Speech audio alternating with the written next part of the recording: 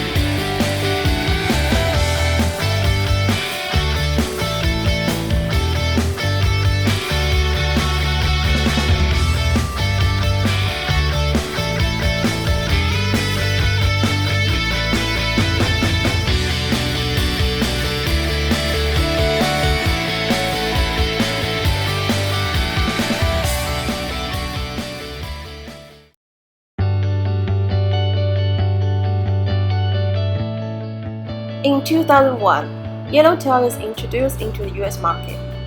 They sell 200,000 cases in the first year, 9 times the predicted amount. It becomes the most successful wine brand launch in the history.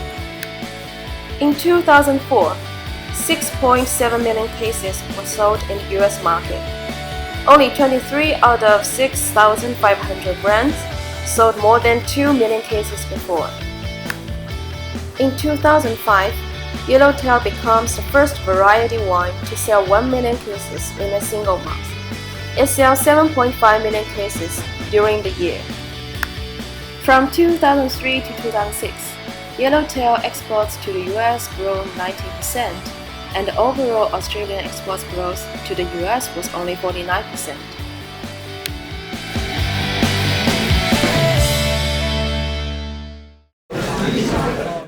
Good afternoon, class. Today we're going to learn about Blue Ocean strategy. Rob, what do you mean by Blue Ocean strategy? Well, Blue Ocean is about creativity and innovation. It's about creating an uncontested market space and hence making your competition completely irrelevant. Prof, can you tell us a bit more about it? Let me explain. To understand this idea, imagine a market universe composed of 2 sorts of oceans, a red and a blue. A red ocean is all industries in existence today. It is a known market space with many competitors. Blue ocean, on the other hand, is all industries not in existence today. It is an unknown market space with few or no competitors. Another way to think about it is to imagine a new market that a company wants to enter. In the beginning, let's say from a 5,000 feet level, the industry may look like too blurred or confused picture to chart out any strategy for market entry. However, redefining the picture as blue or red ocean can enable us in thinking creatively and devising an appropriate strategy and approach to enter the market. The cornerstone of the Blue Ocean strategy is not based on value and innovation separately, but it is based on a theme called value creation, or value innovation. Value innovation occurs only when companies align innovation with utility, price, and cost positions. Importantly, it defies one of the most commonly accepted dogmas of competition-based strategy, which is the value-cost trade-off. So, Prof, how do we implement the Blue Ocean strategy? The key tool in creating Blue Ocean is a 4-action framework called RERC Grid. It stands for Reduce, Eliminate, Raise, and Create.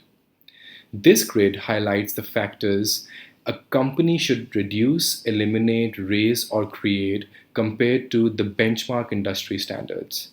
This helps companies to formulate their competitive advantage over other companies and creating an offer in an uncontested market space.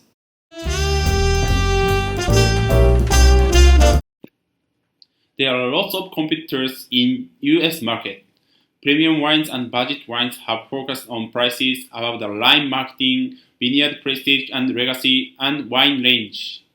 What Yellowtail did instead was to create a wine that people would purchase because it tastes good, without thinking about the complicated rules of purchasing wine. Understanding consumer preference. Wine consumers generally have access to a wide variety of wines with different tastes, quality, prices, and other related attributes.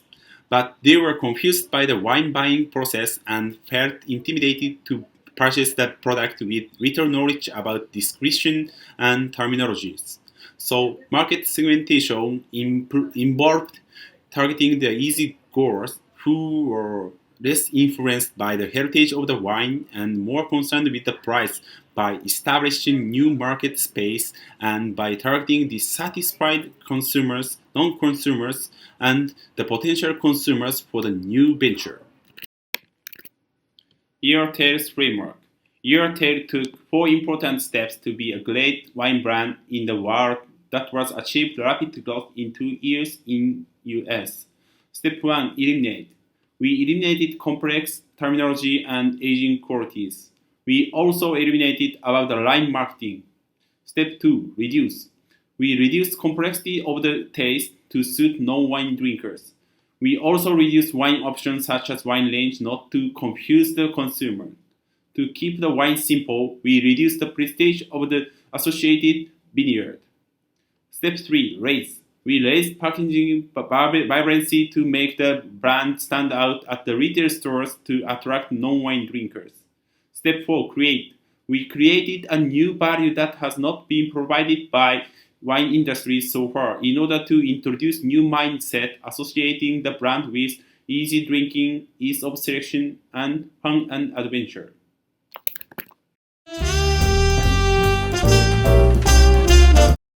So, how did we implement the Yellowtail strategy to penetrate into the US markets? The first thing I think we did right was completely understand the customer preference of the current non-customers, the people who don't drink wine, and that really helped us to get massive sales in the market. The next step was simple choices. We didn't want to overcrowd them with a lot of variety. We only launched with 2 simple products in the US market. The third thing was simple but vibrant packaging. Simple because we don't want our customers to feel intimidated, we want them to enjoy the wine. And vibrant because we want our wines to catch the attention of customers at all retail stores. The basic idea we were projecting is, our wine does not care about the heritage, we care about fun. We care about bringing you the essence of Australia. So, value innovation, how did we drive it? The first thing we look at is the utility proposition. We look at how we increase the value to our customers.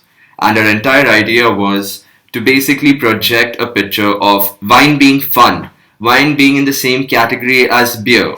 And that's also what we did with the price. For the price, we competitively priced it at the same prices at 6-packs. And finally, we also look at how the cost structure has also benefited us. Since we are not selling to the wine connoisseurs, we don't want very aged wine, which helps us reduce the turnover rapidly, and we will never have too much money tied up in working capital. And the most important thing, a strategic distributor who had a wide reach throughout the US market and helped us effectively take our markets to the product.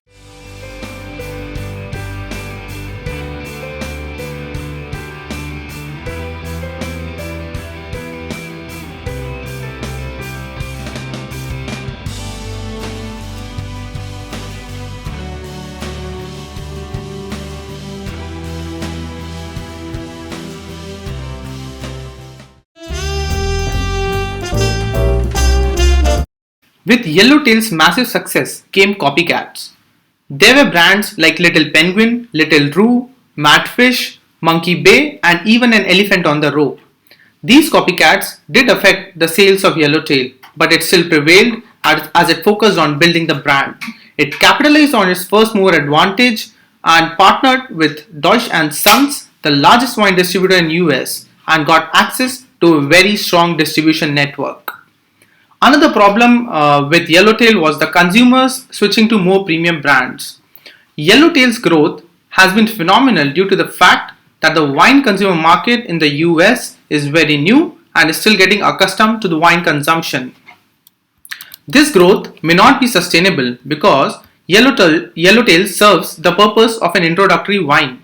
There is risk to lose market as consumers get more acquainted to wine and move on to more premium and quality wines. To capture such customers, Yellowtail launched premium brands such as Casella 99 Shiraz and Yellowtail Sangria. They also acquired Peter Lemon, another Australian wine company, in 2014. Another major problem for Yellowtail has been the fluctuations in foreign exchange. Between 2010 and 2013, as Australian dollar became stronger and stronger, the margins for Yellowtail became very thin. As it was family owned, there was no pressure for quarterly results and they could actually plan long term. The core competency of Yellowtail is product innovation. They should focus their energy on bringing more varieties of wine such as Merlot and Rose, pre-mixed options like Black Velvet and Flirtini, or introduction of ciders. They can also look at making wine portable, that is, by introducing wine in a can. On the markets front, they need to focus on countries where beer is popular. For distribution, we suggest that they partner with existing distributors rather than setting up their own distribution network.